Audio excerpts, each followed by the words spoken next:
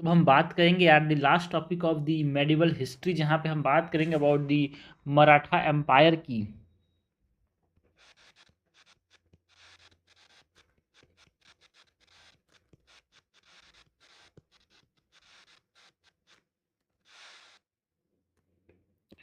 सो जो मराठा एम्पायर है, सबसे पहले तो यहाँ पे हम बात करेंगे about the origin and rise of Marathas की।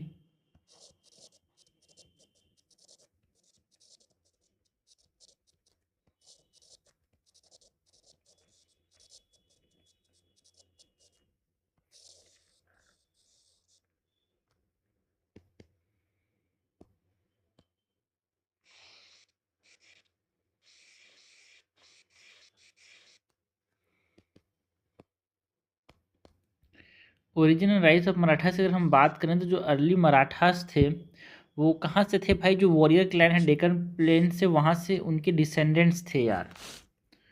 सो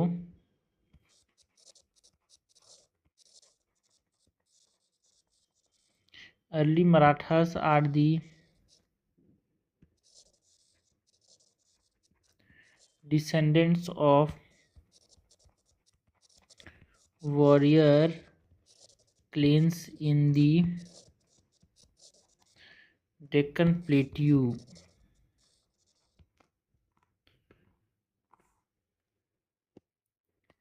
एंड ये जो मराठास थे दे एक्सपांडेड नॉर्थवर्ड यार।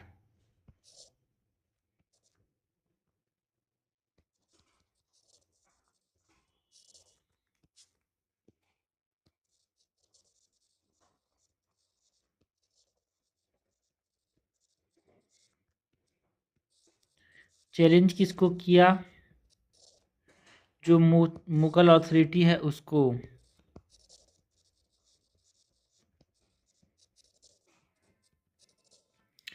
Challenging the Mughal authority and capturing Malwa, Gujarat and Bundelkhand.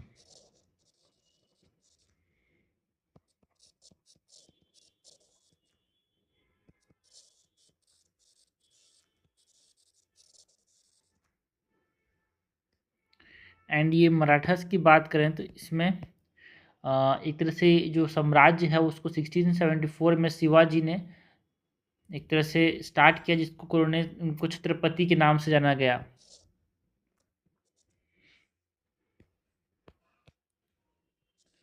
So founded in 1674 with शिवाजी's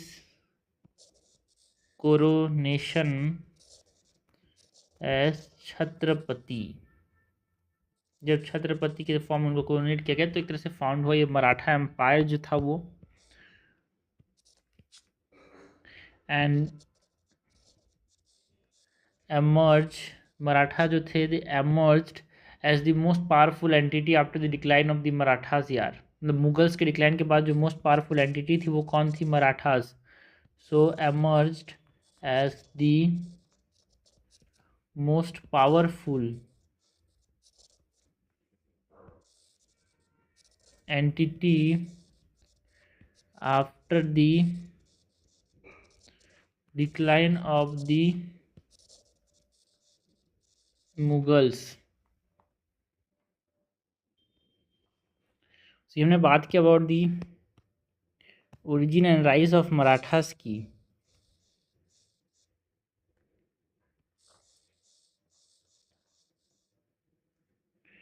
founded in 1674 with Shivaji coronation as Chhatrapati and emerged as the most powerful entity after the decline of the Mughals। यहाँ पर अगर हम बात करें शिवाजी की, सो शिवाजी जो थे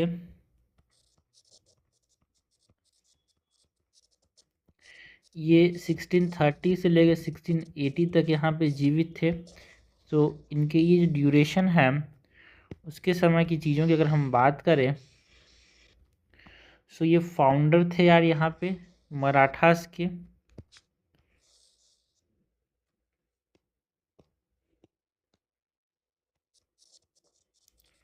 सो फाउंडर एंड इनको एक तरह से कोरोनेटेड मतलब ताज पेशी कब हुआ? इन 1674 छत्रपति एंड एक तरह से एफिशिएंट एडमिनिस्ट्रेशन बनाया था,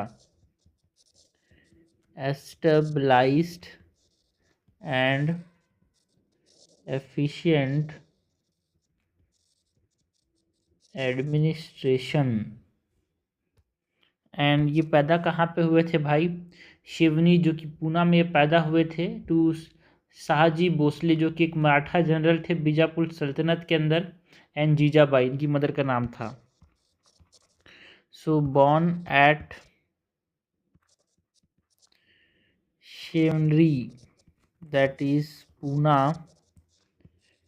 to Shahji Bhosle Maratha general under the Bijapur Sultanate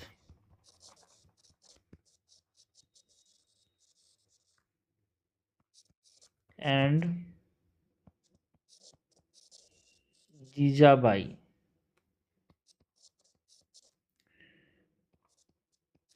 and इनके गुरु कौन थे? दादोजी कोंडेव जो कि मेंटर एंड एडमिनिस्ट्रेटर थे। एंड इन्होंने जो चार्ज लिया, took charge of Poona jagir जो था, इन कब चार्ज लिया इन्होंने? 1647 CE में, आफ्टर दादाजी कोंडादेव उनकी डेथ के बाद। सो शिवाजी कोरोनेटेड मतलब ताजपेशी 1674 में हुआ। शाहजी भोसले इनके पिता थे। दादू जी कौंदेव जो थे इनके मेंटर एडमिनिस्ट्रेटर थे। इनकी माँ का नाम जीजाबाई था। नेक्स्ट अगर हम मिलिट्री अचीवमेंट्स की बात करें, शिवाजी की मिलिट्री अचीवमेंट्स की बात करें,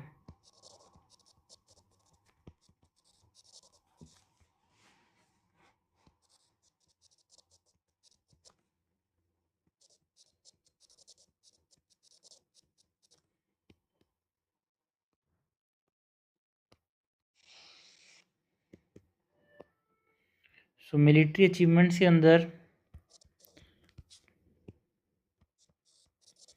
1645 से लेके 1647 तक यहाँ पे इन्होंने एक तरह से कैप्चर किया राजगढ़ को, है ना, कोंडाना को एंड तोरना को फ्रॉम बीजापुर यार। Captured Rajgarh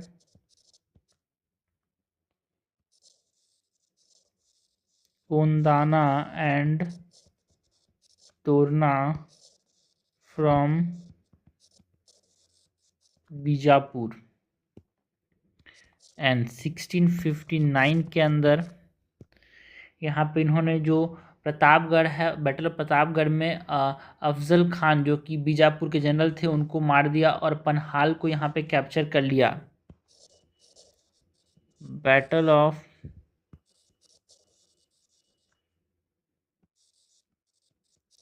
Pratapgarh,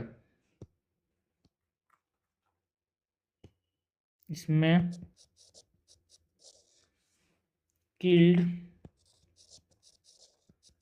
Afzal Khan that is Bijapur general and captured Panhala. 1660 की बात करें जो कि बैटल ऑफ पवान किंद की बात करते हैं। बैटल ऑफ बवाल किंद, इसमें यहाँ पे जो ट्रूस है विथ आदिल शाह जो लड़ाई थी वो देखने को मिला। एंड शिवाजी रूल्ड एक तरह से रीऑर्गेनाइज्ड हुआ यहाँ पे। शिवाजी रूल्ड रीऑर्गेनाइज्ड। तो ये हमने बात की अबाउट द मिलिट्री अचीवमेंट्स यार, military achievements of military achievements of Shivaji.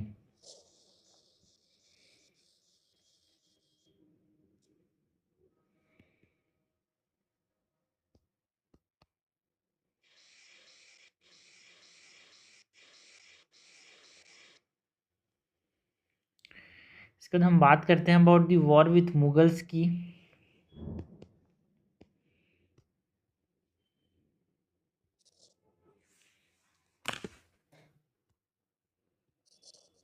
War with Mughals की बात करते हैं। एंड वॉर विथ मुगल्स के अंदर 1664 में इन्होंने कब्जा कर लिया सूरत को, एक मुगल पोर्ट बना दिया उसको। 1664 में सैग्ड सूरत, मेजर मतलब एक मेजर मुगल पोर्ट था, उसको कब्जा कर लिया इन्होंने। एंड 1665 में यहाँ पे ट्रीटी ऑफ पुरंदर साइन किया, जिसमें इन्होंने 23 फोर्ट्स जो थे अपने उसको किसको दे दिया, सरेंडर कर दिया टू दी मुगल्स यार। एंड 12 अंडर मुगल सर्विस रखे। तो ये बहुत बड़ा ट्रीटी था ये, treaty of Purandar. Treaty of Purandar में surrender 23 forts to the Mughals and kept 12 under Mughal service.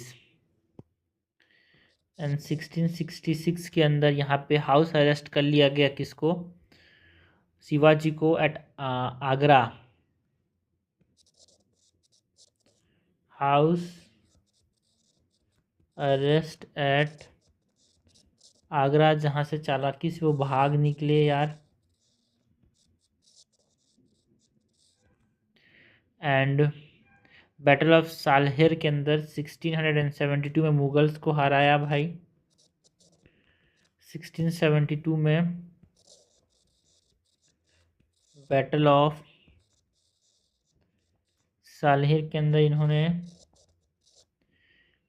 किसको हराया, defeated Mughals.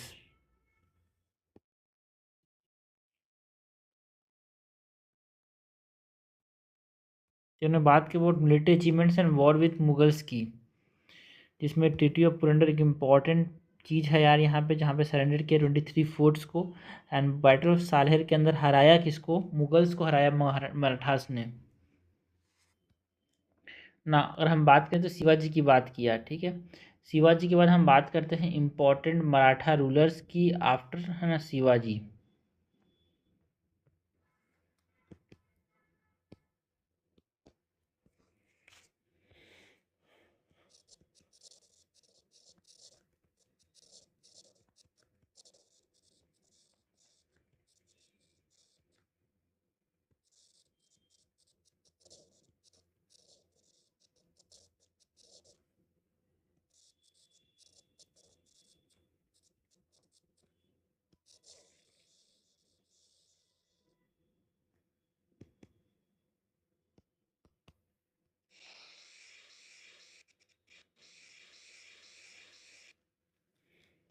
Important Maratha rulers after Shivaji के, सबसे पहले हम बात करते हैं संभाजी, जो कि संभाजी बोलते हैं। संभाजी जो थे वो किसके बेटे थे, शिवाजी के।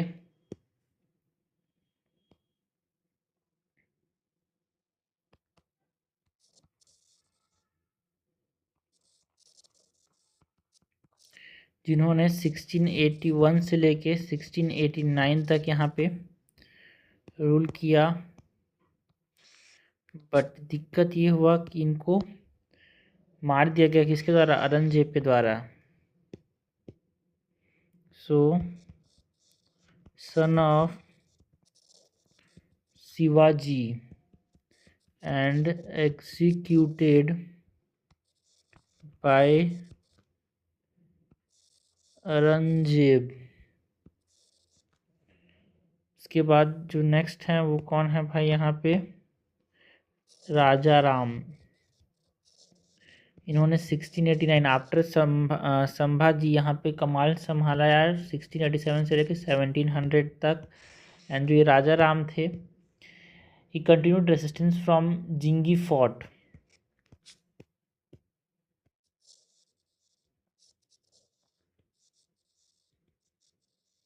Continued resistance from Jinji fort. Raja Ram के बाद नेक्स्ट जो थे वो ताराबाई थी भाई, 1700 से 1707 तक इन्होंने कमाल संभाला। And he ruled she ruled as a regent, है ना, फ्रॉम हर सन यार, जो शाहू जी हैं उसके बेटे के तौर पे इन्होंने रूल किया। Tarabai rule from 1700 to 1707।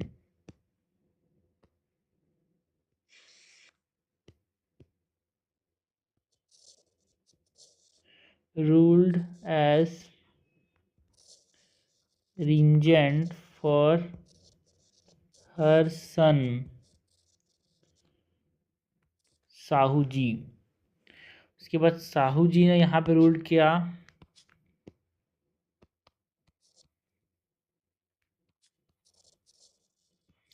From 1707 to 1749। ये जो साहू जी था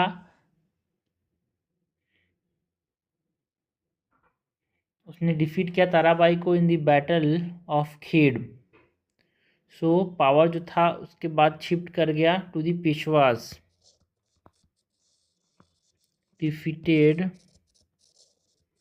Tarabai in the battle of Khed in 1707 and power shifted to Peshwa.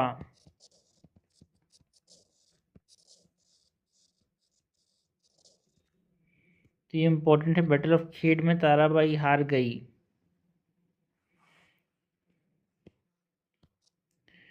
ना जो राइज ऑफ पेशवाज है उसकी बात करते हैं यार।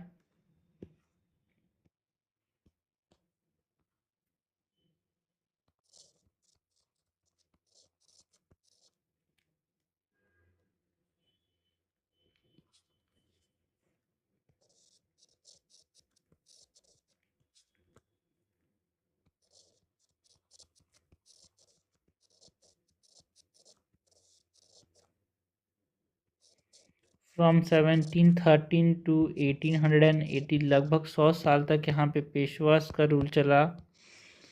और राइज देखने को मिला जिसमें पहले हैं हमारे पास Balaji Vishwanath. Balaji Vishwanath rule from 1713 to 1720। And इन्होंने स्ट्रेंथन किया जो सेंट्रल अथॉरिटी है उसको।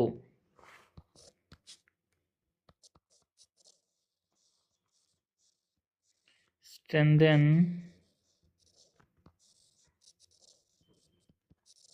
सेंट्रल अथॉरिटी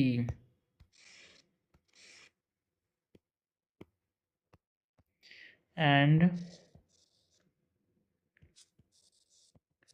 बाजीराव वन की बात करें तो 1720 से लेके 1740 तक बाजीराव वन ने रूल किया। एंड इन्होंने एक्सपांड किया एम्पायर को toward Malwa, Bundelkhand and Gujarat. Expanded empire toward Malwa, Bundelkhand and Gujarat. And जो सिस्टम है ऑफ कॉन्फिडरेसी वो स्टार्ट किया, है ना, किसने, बाजीराव वन में। Initiated the system of confederacy among the Maratha chief. सब चीफ अलग अलग जगह को डिवाइड कर दिया और उसको एक पेशवा रूल करेगा। Among the Maratha chiefs. Bajirao one के बाद बालाजी बाजीराव, जिनको नाना साहेब कहते हैं, वो हमको देखने को मिले। Balaji Bajirao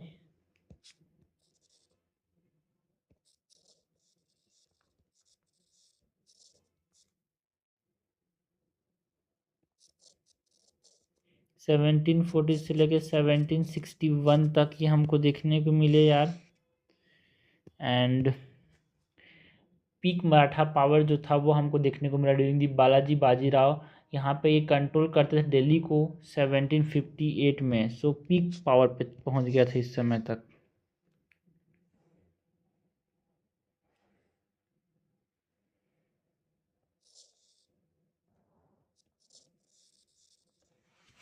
peak of Maratha power controlled Delhi in 1758। But जो थर्ड बैटल ऑफ पानीपत था 1761 में, वहाँ पे हैवी डिफीट देखने को मिला इनको। किस्मत भी ख़राब था एंड नसीब भी ख़राब था।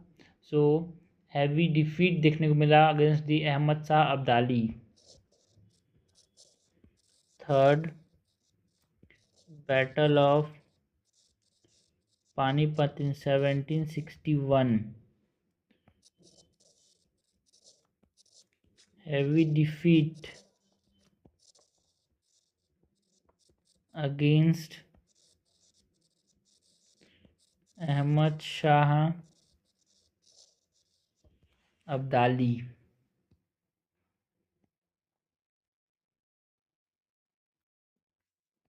ओके, तो बालाजी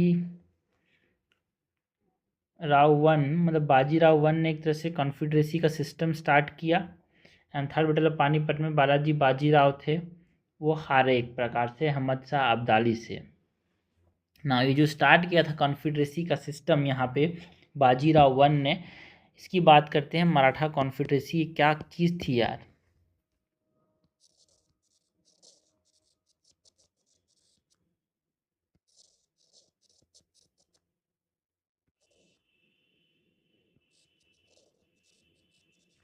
तो वो हमको देखने को मिला 1761 से लेके 1818 तक।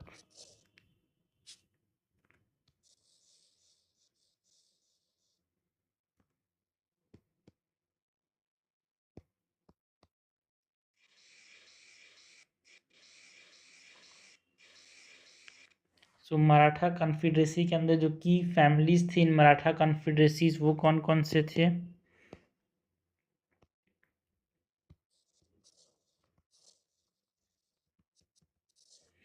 की families in the Maratha confederacy की बात करें सो इसमें पेशवास जो कि पुणे के थे, जो कि हेड ऑफ द कॉन्फिडरेसी थे, हेड ऑफ द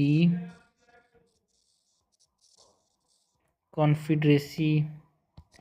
पेशवास के बाद सिंधियास की बात करें सो सिंधियास जो थे वो ग्वालियर को रूल करते थे। And Scindias dominated the north India and Malwa.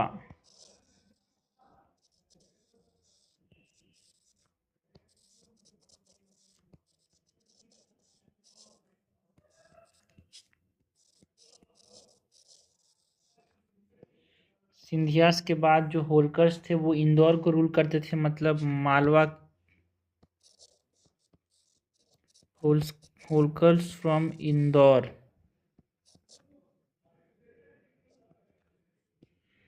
and they ruled Malwa. इसके बाद गायकवाड़ जो कि Baroda region that is control Gujarat.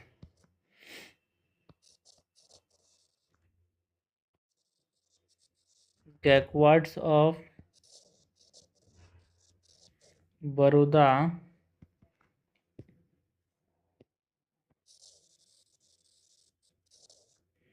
Controlled Gujarat. इसके बाद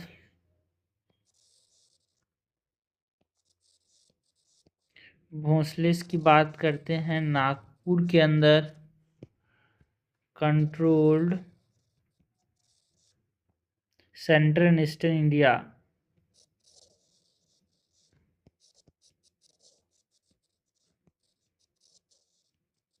ओके, तो हमने बात की फैमिलीज इन मराठा कॉन्फिडरेसीज की। नेक्स्ट हम बात करते हैं अबाउट एंग्लो मराठा वॉर की। सो नेक्स्ट हम बात करते हैं अबाउट एंग्लो मराठा वॉर्स की। एंग्लो मराठा वॉर में 1775 से लेके 1818 तक ये चला भाई, and it lead to British supremacy.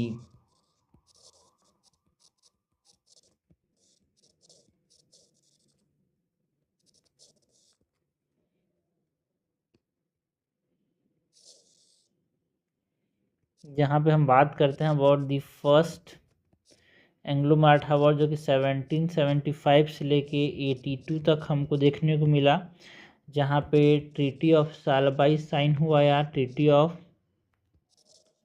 Salbai that is status को, सब अपना अपना स्टेटस मेंटेन रखेंगे। नाउ सेकेंड जो एंग्लो मराठा वॉर हुआ वो 1803 से लेके 1805 तक हमको देखने को मिला, जिसमें ब्रिटिश जीत गया। उसके बाद से मराठा वीक कमज़ोर होना चालू हो गया। So British victory and it weekend Marathas. Third Anglo Mysore war की, मतलब एंग्लो मराठा वॉर की बात करें जो कि हमको 1817-18 में देखने को मिला, एंग्लो मराठा वॉर। इसमें कम्प्लीटली डिफीट हो गए कौन, Marathas, and that end of Maratha rule हमको देखने को मिला।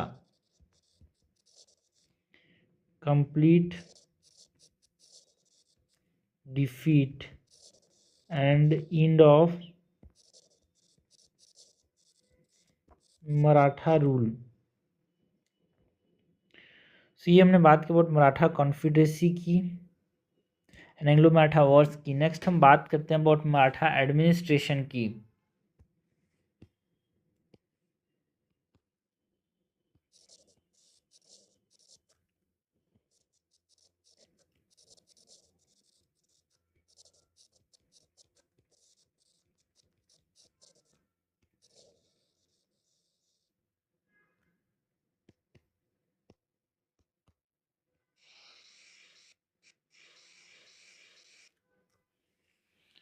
मराठा कॉन्फिडरेसी की, मराठा एडमिनिस्ट्रेशन की बात करें तो इसमें यहाँ पर जो एडमिनिस्ट्रेशन था मराठास के अंदर, वो यहाँ पे दो तरह से डिवाइड करते हैं भाई। सेंट्रल लेवल पे जो एडमिनिस्ट्रेशन था उसकी बात करेंगे, प्रोविंशियल लेवल मतलब एक तरह से रीजनल लेवल पे जो एडमिनिस्ट्रेशन था उसकी बात करेंगे। सबसे पहले हम बात करते हैं अबाउट दी सेंट्रल लेवल के एडमिनिस्ट्रेशन की।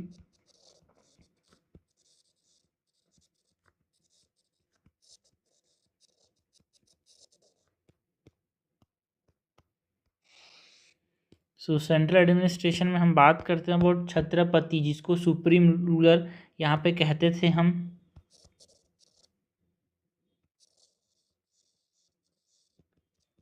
Chhatrapati is the supreme ruler, है ना। एंड अष्ट प्रधान की बात करें तो इसमें काउंसिल ऑफ 8 मिनिस्टर्स यहाँ पे होते थे भाई अष्ट प्रधान के अंदर।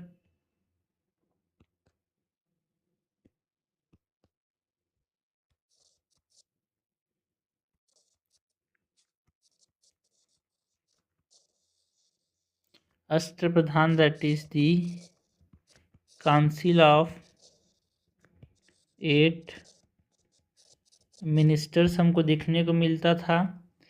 एंड इसमें राष्ट्रप्रधान में काउंसिल ऑफ 8 मिनिस्टर्स के अंदर यहाँ पे 8 मिनिस्टर्स होते थे। जिसकी अगर हम बात करें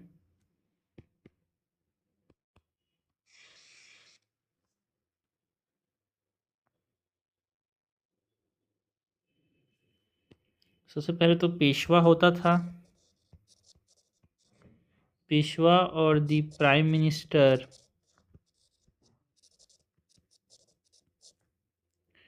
जो कि चीफ एग्जीक्यूटिव एंड ये हेडिटरी था भाई, मेन इसका हेड एग्जीक्यूटिव रोल था। He is the chief executive and later ये पोजीशन शुरुआत में कैसे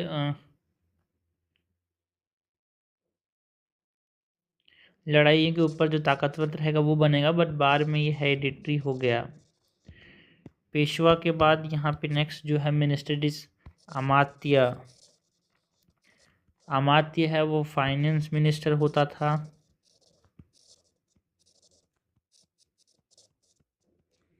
एंड फाइनेंस मिनिस्टर जो है ये रिवेन्यू एंड एक्सपेंडिचर को देखता था भाई। अमात्य के बाद सचिव की बात करें तो जो सेक्रेटरी होते थे उनको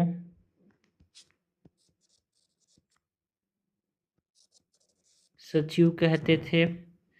एंड ये डॉक्यूमेंटेशन एंड कॉरस्पॉन्डेंस का काम करते थे यार। Documentation and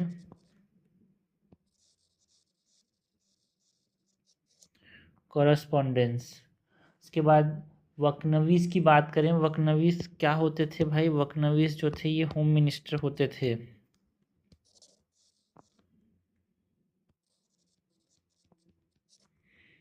वकनवीस are the home minister.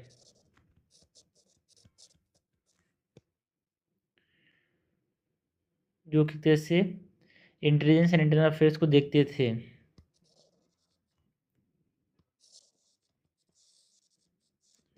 Intelligence and internal affairs.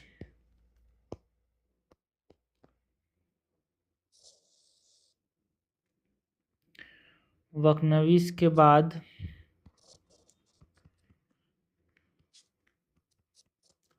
Sir E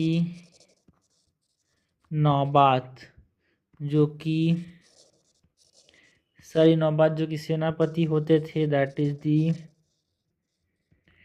commander in chief. ये मिलिट्री हेड होते थे।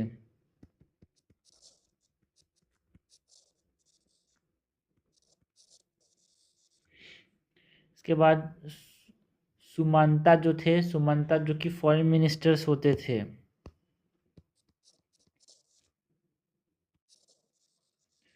सुमंता आर दी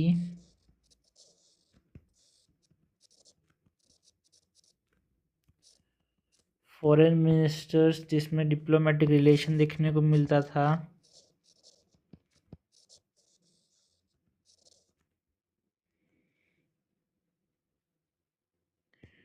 एंड न्याय अधीश की बात करें, मतलब जो चीफ जस्टिस होते थे न्याय अधीश।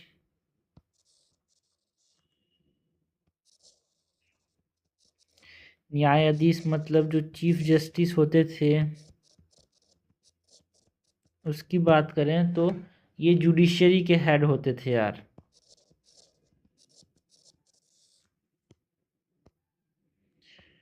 पंडिता राव की बात करें जो कि रिलीजियस हेड होते थे और जो कि टेम्पल एडमिनिस्ट्रेशन को देखते थे।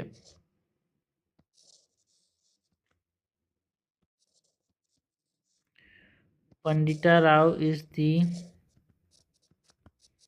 रिलीजियस हेड जो कि टेम्पल एडमिनिस्ट्रेशन को देखते थे।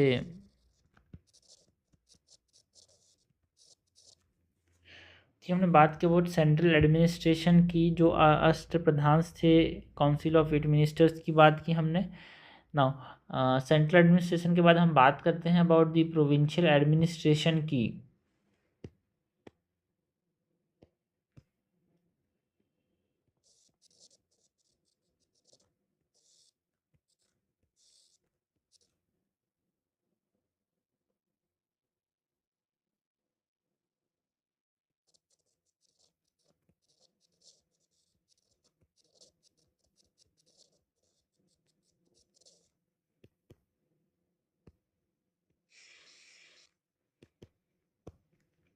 प्रोविंशियल एडमिनिस्ट्रेशन की बात करें तो सबसे ऊपर में यहाँ पे कौन होता था यार, मराठा एम्पायर सबसे ऊपर।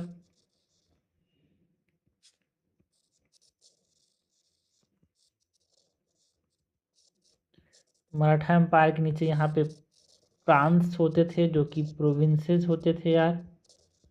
एंड ये प्रांत्स के अंदर यहाँ पे परगनास होते थे। परगनास को आज के ज़माने के डिस्ट्रिक्ट से रिलेट कर सकते हैं, प्रांत्स को आज के ज़माने के स्टेट से रिलेट कर सकते हैं। Parganas are the districts and villages. ये हमारे पास है ना, ये क्लासिफिकेशन हो गया एडमिनिस्ट्रेशन के लेवल का। जो रिवेन्यू है वो कौन कलेक्ट करता था, revenue is collected by Deshmukhs and Patils. Revenue is collected by Deshmukhs and Patils.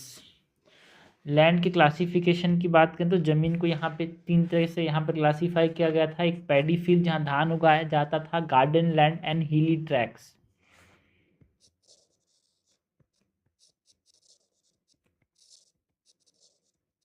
Land classification into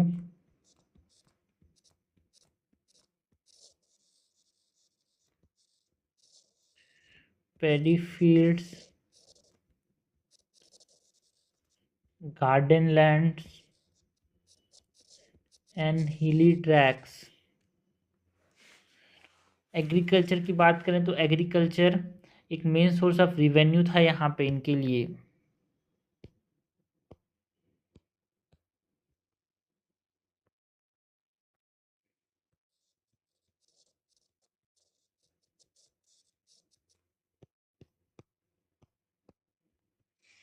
agriculture is the main source of revenue, main source of revenue, जिसकी बात करें तो क्योंकि लैंड टैक्स मिलता था भाई एग्रीकल्चर से। एंड इसमें हमारे पास 2 तरह के यहाँ पे टैक्सेस थे जो कि बहुत इंपॉर्टेंट हैं, याद रखना, लैंड टैक्स यार, ठीक है। देशमुख्स एंड पाटिल्स हैं, ये सब यहाँ पे रिवेन्यू कलेक्ट करते थे। 2 इंपॉर्टेंट टैक्स की यहाँ पे हम बात करते हैं जो कि सबसे इम्पॉर्टेंट है भाई यहाँ पे। एक है चौट एंड एक है सदेशमुखी।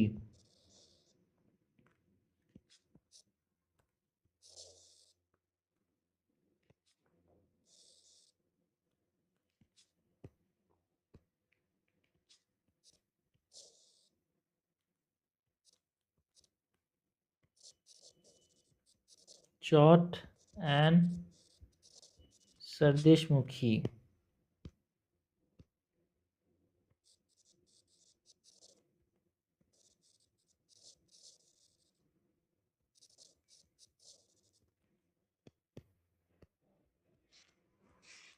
चौट एंड सरदेशमुखी की बात करें तो जो 25% of the land revenue collected है वो neighbouring Mughals and Deccan territory से जो कलेक्ट किया जाता था उसको हम बोलते थे chat. So 25% of land revenue collected from neighbouring Mughal and Deccan territories, and sardeshmukhi is what it is the additional 10% tax जो कि लेवी किया जाता था on land where Maratha claimed hereditary rights, on land where तो ये दोनों इम्पॉर्टेंट हैं भाई। सबसे इम्पोर्टेंट जो क्वेश्चन बन सकता है वो यहाँ पे बनता है, ठीक है, चौट इन सरदेशमुखी से। सो जहाँ पे मराठा हेरिडिटरी राइट्स क्लेम कर रहे हैं उसमें जो टैक्स लगता है उसको क्या बोलते हैं, सरदेशमुखी, ठीक है। एंड जो रिवेन्यू कलेक्ट किया जाता था neighbouring Mughals and Deccan territories से उसको चौट बोलते थे, नहीं तो आप रिवेन्यू नहीं देते तो आपके ऊपर हमला कर देंगे। तो 25% इज दी चौट। एंड जिस जिस लैंड पे है ना वो हेरिडिटरी राइट्स की हमारे वंशज से ये ज़मीन आ रहा है, ठीक है, जहाँ पे बाहर के लोग नहीं, खुद के जहाँ पे ज़मीन मेरा ही है, वहाँ से 10% एक्स्ट्रा लेते थे, मराठा क्लेम करते थे उन पर 25 plus 10%। So 25 is the chat तो लेते ही थे, जिसपे वो हेरिडिटरी राइट्स क्लेम करते थे वहाँ पे और 10% देते थे, मतलब 35% यार। तो ये हमने बात की एग्रीकल्चर की। एग्रीकल्चर के बाद हम बात करते हैं अगर रिवेन्यू सिस्टम जो यहाँ पे ये इस्तेमाल करते थे उसकी।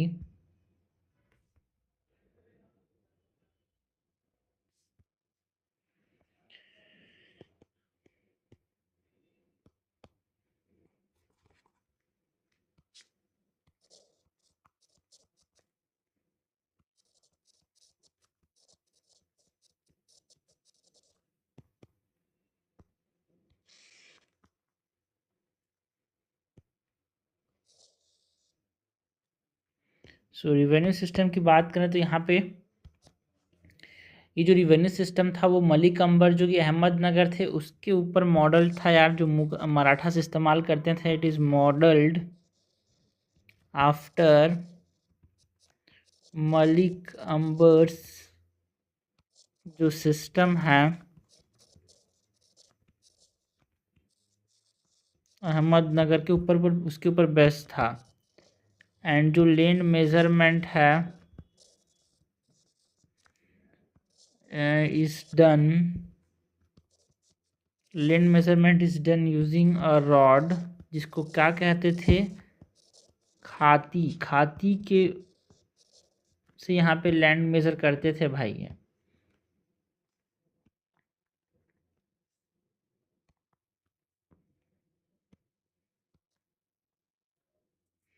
एंड जो पावर था रिवेन्यू सिस्टम के अंदर वो डेसमुक्स एंड कुलकुरीस को दिया गया था, मतलब उनका पावर कम कर दिया गया था। जो देशमुख थे जो कि रेवेन्यू कलेक्ट करते थे, जो कुलकुरीस थे उनके पावर को कम कर दिया गया था यहाँ पे मराठास के अंदर।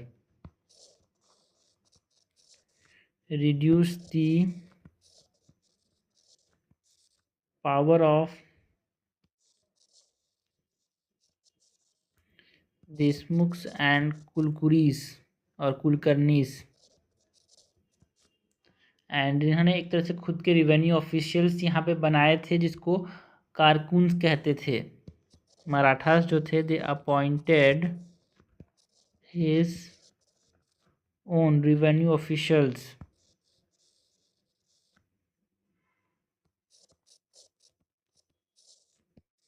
and called them as कारकुन्स।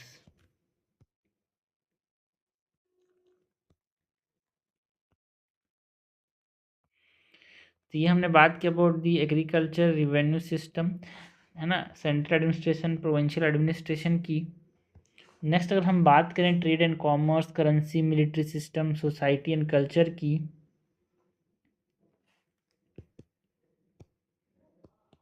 So trade and commerce की बात करते हैं।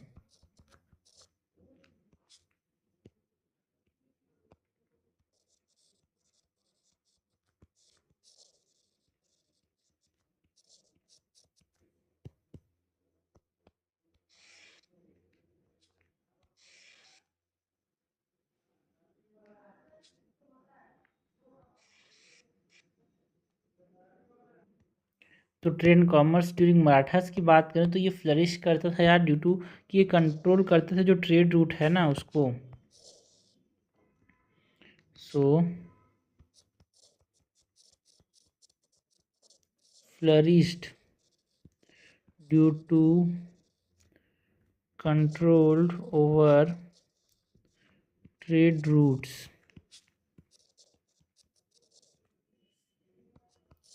and export of cotton, textiles and grains की बात करते हैं यार, ये करते थे। सो ट्रेड फ्रिश करता था क्योंकि कंट्रोल करते थे ट्रेड रूट को, और कॉटन को एक्सपोर्ट करते थे, टेक्सटाइल्स को, ग्रेन्स को एक्सपोर्ट करते थे। ट्रेड के बाद यहाँ पे हम बात करते हैं अबाउट दी मिलिट्री सिस्टम की।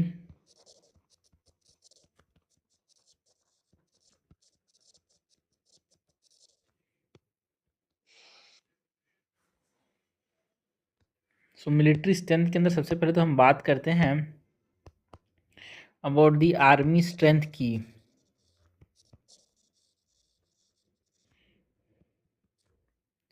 मिलिट्री सिस्टम में आर्मी स्ट्रेंथ की बात करें तो एक regular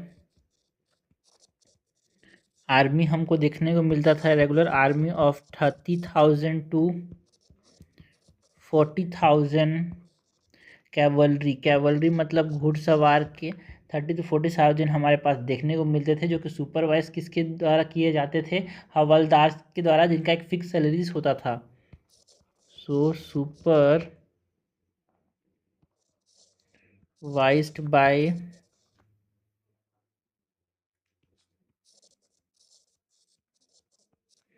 हवलदार्स with fixed salaries.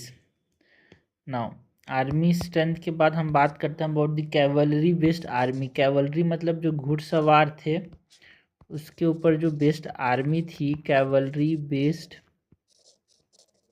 Army. It is fast moving horseman जो होते थे, जो कि क्विक रेड करते थे यार। So fast moving horseman for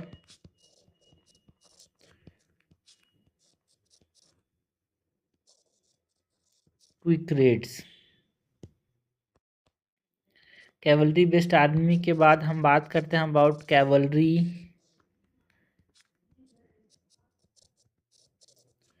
divisions की। कैवलरी डिविजन्स में हम बात करते हैं about bargir. It is equipped and paid by the states यार। जो बारगीर होते थे उसको कौन पे करता था? कैवलरी बेस्ड आर्मी में दो तरह के लोग होते थे, एक bargirs, and bargirs are equipped and paid by the state. Equipped and paid by the state. Bargir के बाद कैवलरी डिवीजन में हमारे पास एक सिलेदार होते थे, शील्डार्स। ठीक है, एक पिक्चर भी आया ना शील्डार्स, जो कि मेंटेन करते थे किसके द्वारा? It is maintain by nobles. Cavalry division के बाद हम बात करते हैं अबाउट इन्फेंट्री की। सो इन्फेंट्री मतलब जो पैदल चलने वाले सैनिक थे। So Mavali foot soldiers they play a key role यार।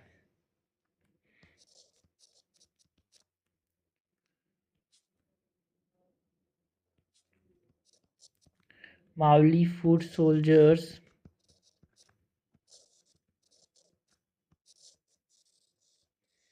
दे प्लेड अ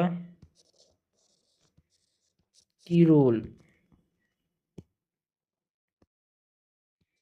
इन्फेंट्री के बाद अगर हम बात करें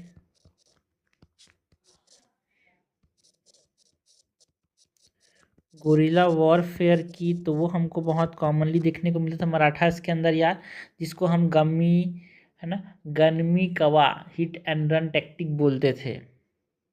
मतलब उस समय बोला जाता था गोरिल्ला वॉरफेयर को, दैट इज गनमी कवा, that is hit and run tactic. Strong navy था भाई इनके पास, मराठास के पास, जिसमें जो जिसको एक तरह से जो कौनजी अंगारे थे इन्होंने बिल्ड किया था to protect the Konkan coast. built by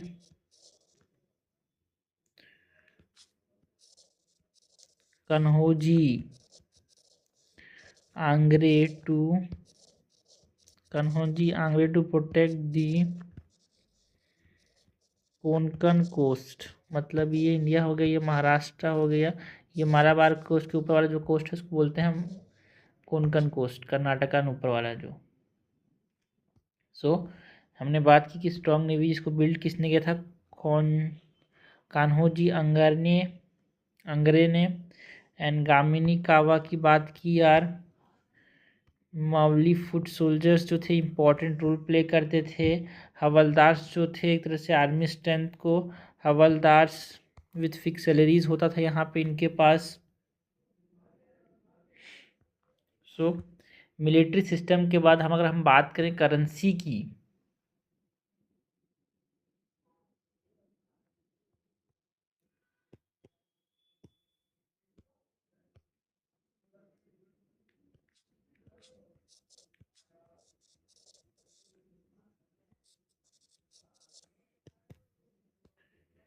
so currency के अंदर कॉइन्स में हमको क्या देखने को मिलता था यार, कॉइन्स जो इस्तेमाल करते थे वो कौन से नाम से जाने जाते थे, hons, pagodas and rupees. And एक स्टैंडर्डाइज कॉइनेज था under later rulers.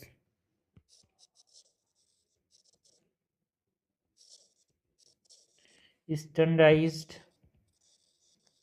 Coinage under the later rulers. तो ये हमने बात की about the currency during the Marathas की। नेक्स्ट अगर हम बात करें सोसाइटी एंड कल्चर की,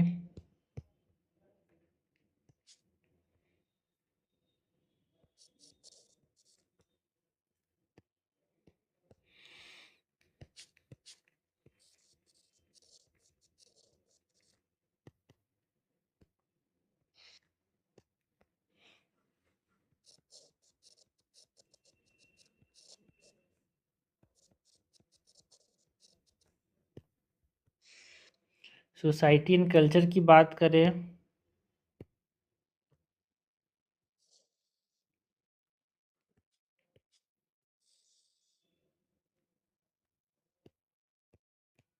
सो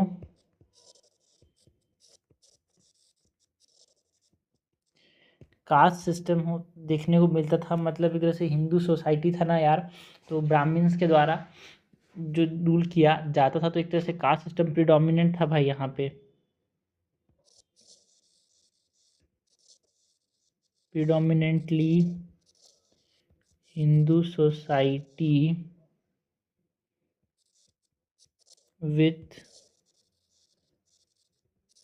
Brahmins as administrators. Caste system के बाद अगर हम बात करें वुमेन्स के स्टेटस की, तो एक तरह से लिमिटेड राइट्स थे इनके पास, बट कुछ लोग लाइक ताराबाई एक तरह से सिग्निफिकेंट रोल प्ले किया यार। Limited rights but some like Tarabai played a significant role। Women status के बाद अगर हम बात करें रिलीजन की, सो रिलीजन के अंदर हिंदुइज्म यहाँ पे डोमिनेट करता था।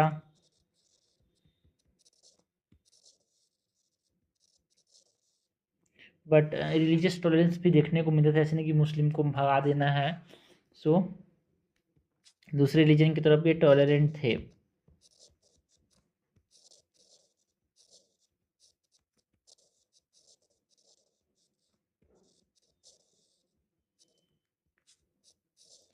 एंड जो मराठीज थे, मराठी जो था वो इनका एडमिनिस्ट्रेटिव लैंग्वेज था यार।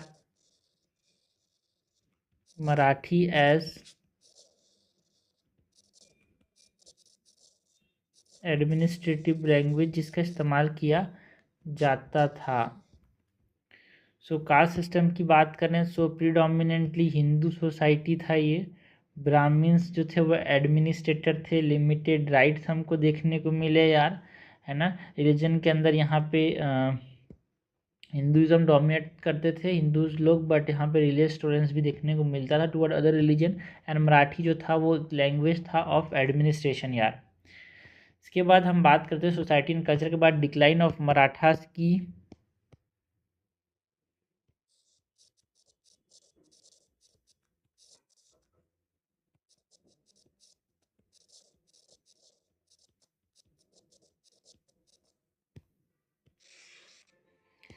डिक्लाइन ऑफ मराठास के अंदर इंटरनल कॉन्फ्लिक्ट्स जो था उसकी वजह से भी एक मराठा एम्पायर धीरे धीरे खत्म होने लगा, डिक्लाइन होने लगा।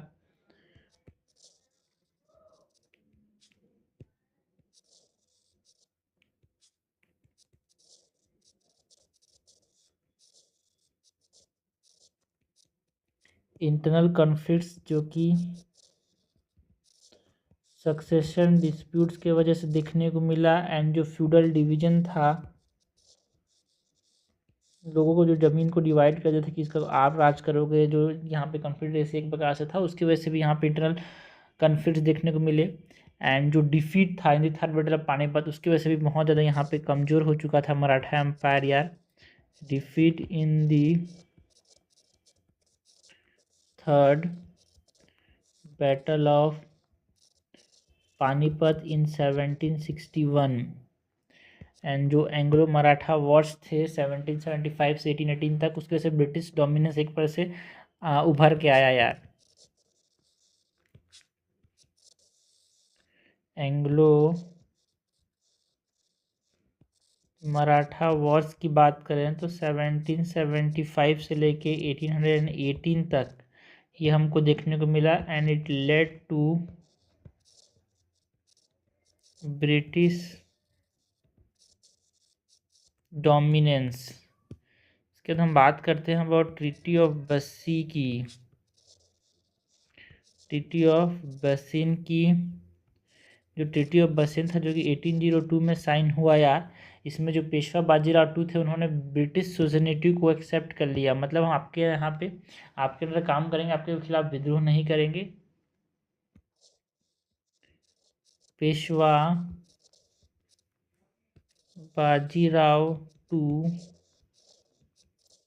Accepted the British suzerainty. And final defeat की बात करें जो कि हमको कब देखने को मिला यार, 1818 के अंदर जो मराठा कॉन्फिडरेसी है उसको ख़त्म कर दिया गया, क्रश कर दिया गया बाय द ब्रिटिश।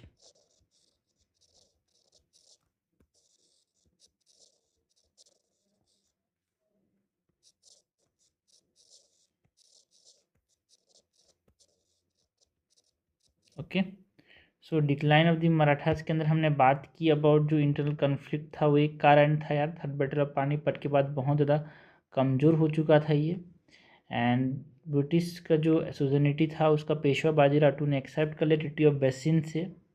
सो ये हमने बात की about what military system, decline of the Marathas, trade and commerce, society, currency, agriculture, revenue system, central administration, provincial administration की, मराठा कॉन्फेडरेसी की, एंग्लो मराठा वॉर्स की, रूल ऑफ पेशवा की। हमने बात की about important Maratha rulers after Shivaji, Shivaji के अंदर जो मिलिट्री अचीवमेंट्स थे, उन्होंने जो लड़ाई लड़ी विथ मुगल्स शिवाजी के, है ना। And origin and rise of Marathas की बात की यार। So this is the last topic of medieval history and we are done with medieval history.